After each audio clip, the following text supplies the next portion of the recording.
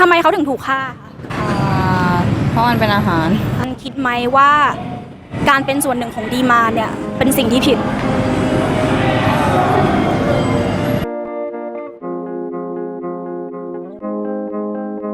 สวัสดีค่ะชื่อคุณอะไรคะชื่อกันค่ะเคยได้ยินงานวิจัยหรือได้ยินบทความที่เขียนว่าพืชมีความรู้สึกไหมคะ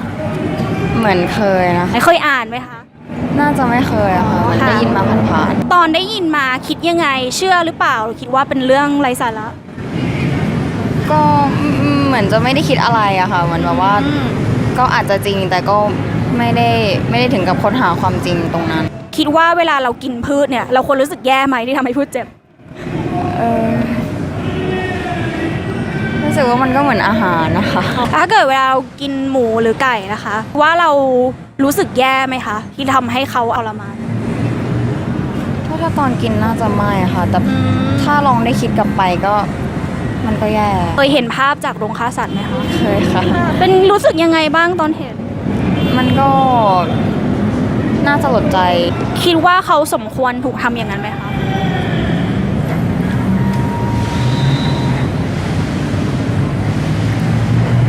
เขาก็มีชีวิตอะเนาะก็อาจจะไม่แต่ว่าในทางกลับกันก็เหมือนแบบว่าแล้วเราจะเอาอะไรกินกลัวว่าจะขาดสารอาหารใช่ไหมคะสารอาหารอะไรบ้างคะที่เราต้องได้จากสัตว์โปรตีนทราบไหมคะว่าวันหนึ่งร่างกายเราต้องการโปรตีนประมาณเท่าไหร่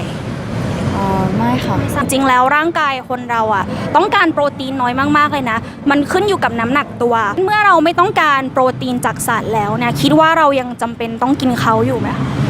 ก็คงไม่อะค่ะถ้างั้นทำไมมันยังเกิดขึ้นอยู่อะคะคุณกันว่าอาจจะเป็นเพราะว่า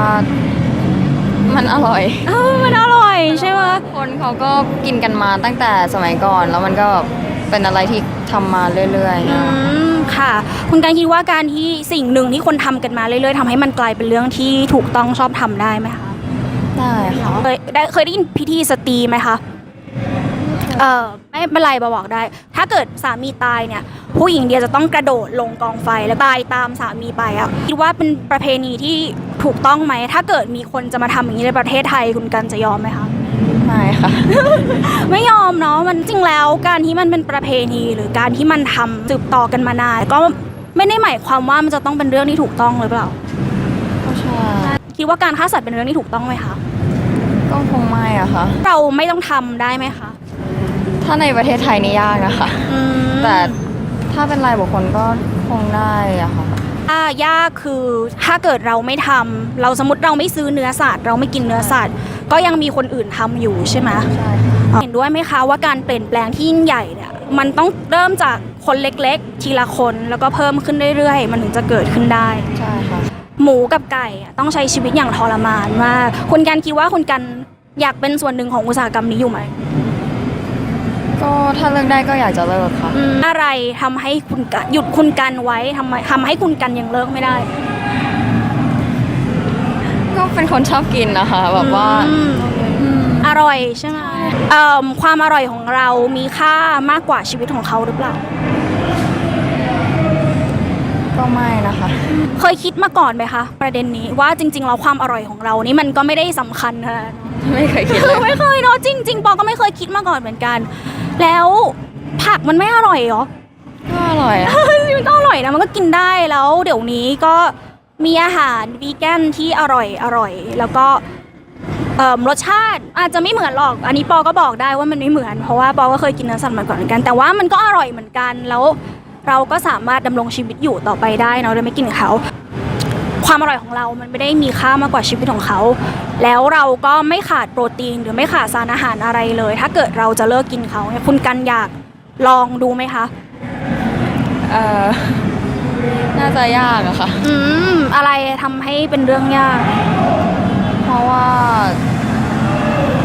ก็ส่วนใหญ่มันก็มีแต่ร้านแบบเนื้อสัตว์คือมันเป็นอะไรที่มัน normal ไปแล้วใช่ค่ะเหมือนเราหันไปไหนเราก็เจอแต่เนื้อหมูเนื้อไก่อะไรเงี้ยค่ะโอเคเข้าใจถ้าเกิดว่าวันหนึ่งคุณกันได้ไปเที่ยวบาหลีทราบไหมว่าที่บาหลีมีการกินเนื้อหมาด้วย ถ้าเกิดว่าหันไปไหนมันก็มีแต่เนื้อหมาอย่างเงี้ยเนื้อหมูเนื้อไก่หากินได้ยากเลยมากเลย คุณการจะคิดไหมว่ากินเนื้อหมาก็ได้เนื้อไก่เนื้อหมูมันหายาก น่าจะไม่ ทำไมล่ะคะมันก็มันหายากอะเนื้อหมาหาง่ายกว่าก็ถ้าเกิดใช้ลอจิกเดียวกันกับตอนอยู่ที่ประเทศไทยเนี่ยคือกินอะไรที่มันหาง่าย ถ้าเกิดว่าเราไปบาหลีเราก็ต้องกินเนื้อหมาใช่ไหมเพราะมันหาง่ายทำไมถึงเลือกที่จะไม่กินเนื้อหมาล่ะ มันไม่ใช่สิ่งที่เคยกินมาก่อนนะคะ นี่มันเป็นเรื่องธรรมดากินหมูกินไก่เป็นเรื่องธรรมดาแต่ทำให้การฆ่าสัตว์เป็นสิ่งที่ถูกต้องไหมคะ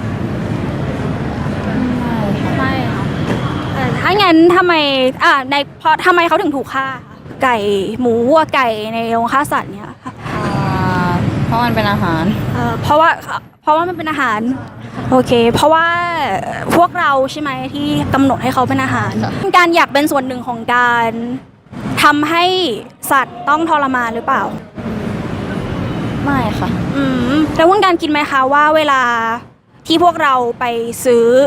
เนื้อสัตว์ในซูเปอร์มาร์เก็ตเนี่ยเราเป็นส่วนหนึ่งของการทำให้เขาต้องทรมาน ก็ซื้อมันก็เลยโดนฆ่า มันเป็นหลักดีมานซัพพลายใช่ไหมพอมีดีมานซัพพลายก็เลยมีออกมา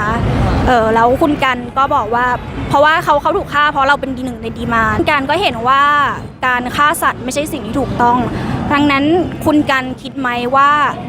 การเป็นส่วนหนึ่งของดีมานเนี่ยเป็นสิ่งที่ผิด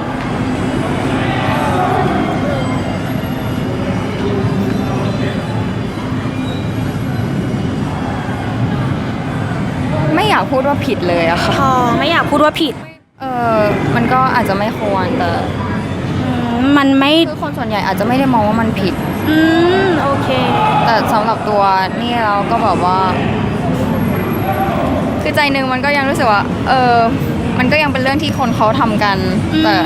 ถ้าถามว่าอยากให้มันไม่ทรมาน ไม่อยากให้มันโดนฆ่าก็ใช่อะค่ะ ค่ะ ว่ายังอยากกินอยู่ ใช่ค่ะ โอเค น่าจะยังเลิกไม่ได้ค่ะ ยังเลือกที่จะเป็นส่วนหนึ่งของอุตสาหกรรมนี้ใช่ไหม ค่ะ โอเคค่ะยังไงวันนี้ขอบคุณมากนะคะ สวัสดีค่ะ You have to eat pigs for the rest of your life though. Do you think you can survive with that? Yeah, maybe better for a little bit of protein and everything. If you know that your food is suffering, what would you do? My food is suffering. At the moment, I'm eating.